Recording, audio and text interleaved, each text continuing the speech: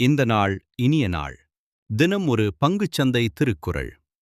குறள் 5. சந்தை சொல்லும் சைகை கேள், சுயமதி சொன்னதை நிறுத்து.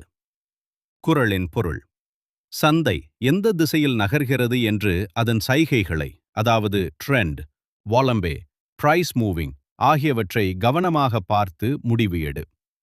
உன் மனசு சொல்லுது, உன் ஈகோ சொல்லுது என்றும், மார்க்கெட் ஒரு திசையில் சென்றால் கண்டிப்பாக மேலதான் வரும் இல்ல கீழதான் வரும் என்று நீயே ஊகித்து ட்ரேட் பண்ணாதே.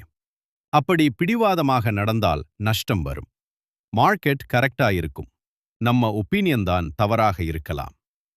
எளிய விளக்கம்: சார்ட் மேல் பிரைஸ் கீழே போகுது என்றால் இது மேலே போகும் என்று நம்பி பை பண்ணாதே. ட்ரெண்ட் எதிராக ட்ரேட் பண்ணினா லாஸ் அதிகமாகலாம். சந்தை பேசும் மொழி ட்ரெண்ட். அதை கேட்காதவன்தான் நஷ்டமடைகிறான். ட்ரேடிங் டிசிப்ளின் என்பது நாம் கண்டிப்பாக பின்பற்ற வேண்டிய முக்கியமான ஒன்று.